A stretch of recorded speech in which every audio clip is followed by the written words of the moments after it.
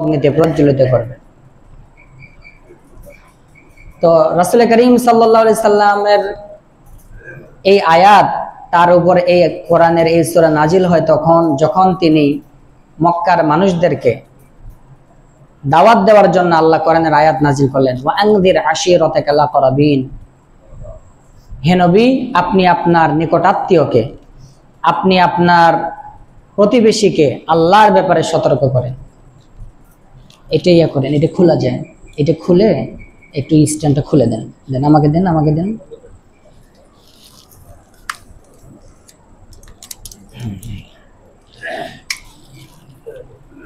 রাসূল করিম সাল্লাল্লাহু আলাইহি ওয়াসাল্লাম কে আল্লাহ তাআলা বলেন, হে নবী, আপনি আপনার নিকট আত্মীয়কে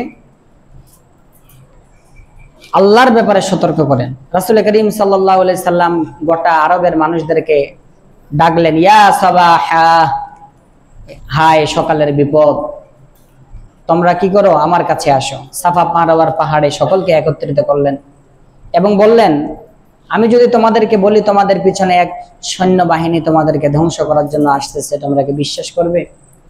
রাসূল করিম সাল্লাল্লাহু আলাইহি সাল্লামের এই কথার উত্তরে আরবের সমস্ত গোত্রেরা বলল, অবশ্যই বিশ্বাস করব। তখন আল্লাহর রাসূল সাল্লাল্লাহু আলাইহি সাল্লাম বললেন, তোমরা মূর্তি পূজার ধর্ম ত্যাগ করো, এক আল্লাহর ইবাদত করো।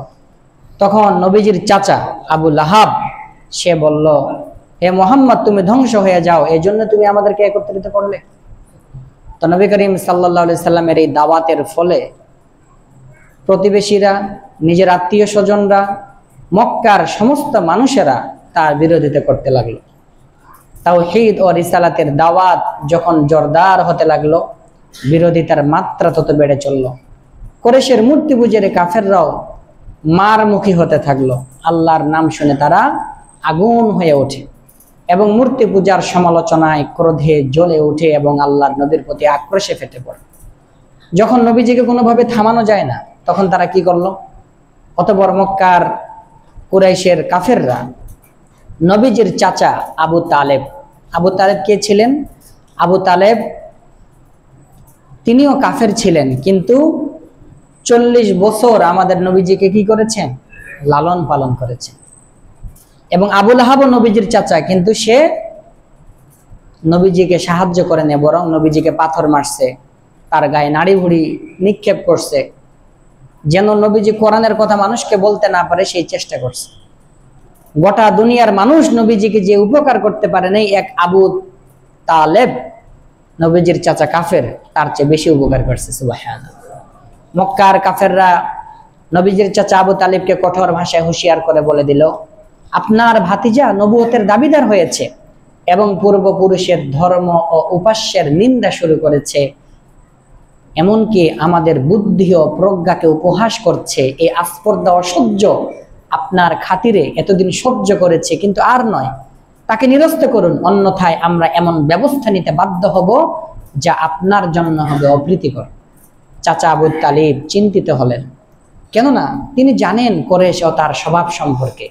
তাই প্রিয় ভাতিজা নবী মুহাম্মদকে কাছে ডেকে পরিস্থিতির গুরুত্ব বুঝিয়ে সস্নেহে বললেন, ভাতিজা, তোমার সম্প্রদায় আমাকে এসে এই কথা বলে গেল। দেখো, মাত্র 13 জন অনুগামীর ক্ষুদ্র লোকবল নিয়ে যে মুহূর্তে মক্কার কাফেররা নবীজিকে কি করে? সতর্ক করে। তখন মুসলমান মাত্র কয়জন ছিলেন? 13 জন। আবু তালিব নবীজির চাচা আমাদের নবীজিকে বললেন, দেখো ভাতিজা, মাত্র 13 জন অনুগামীর ক্ষুদ্র লোকবল নিয়ে সমগ্র আরবের বিরুদ্ধে দাঁড়াতে যাওয়া নিছক বোকামি।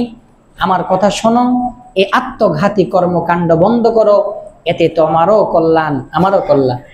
জীবনের শেষ কোটি দিন আমাকে নির্বিঘ্নে কাটাতে দাও, সাধ্যের অধিক বোঝা আমার উপর চাপিও না।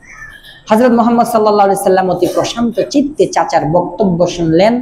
এমন নাজুক পরিস্থিতিতে আপন পর সকলের সম্মিলিত বিরোধিতার মুখে যে কারো মনোবল ভেঙে পড়ে স্বাভাবিক, কিন্তু আমাদের নবীজি, তিনি তো বিশ্ব মানবের মুক্তির দিশারি, আল্লাহর প্রেরিত বিশ্ব নবী।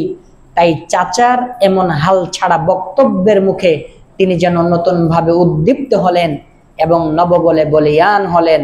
চোখ তার অশ্রু সজল হলো, মুখমণ্ডল বেদনা ভারাক্রান্ত হলো এবং এমন ভাবে তিনি কথা বললেন যেন আসমানি শক্তি তাকে ঘিরে রেখেছে।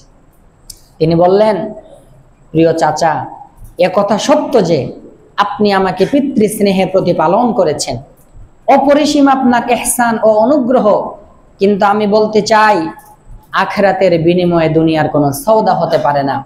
আল্লাহর কসম, এই মূর্তি পূজারী কাফেররা যদি আমার ডান হাতে সূর্য আর বাম হাতে চন্দ্র এনে দেয় আর বলে সত্যের ডাক বন্ধ করো, তবু তা করবো না। হয় সত্যের জয় হবে কিংবা আমি শেষ হয়ে যাব। সুবহানাল্লাহ। চাচা যান, সমগ্র বিশ্বের সাথে আমি সম্পর্ক ছিন্ন করতে পারি, এমনকি আপনার স্নেহ ছায়া আশ্রয়ও আমি হারাতে পারি, কিন্তু মুহূর্তের জন্য আমার আল্লাহর সাথে আমি সম্পর্কহীন হতে পারি না। আল্লাহর পথে যদি দুনিয়ার দুঃখ যাতনা সহ্য করতে হয় এবং জীবন বিসর্জন দিতে হয়, তাহলে সে আমার সৌভাগ্য। কিন্তু জীবনের মোহে কিংবা মরণের ভয়ে সত্য থেকে, কোরআনের পথ থেকে, মানুষকে কোরআনের কথা বলা থেকে আমি আল্লাহর পথ থেকে বিরত থাকতে পারি না। কেননা কুরাইশের হুঁশিয়ারি এবং আরবের তরবারি কোনো কিছুকে আমি ভয় করি না। সুবহানাল্লাহ।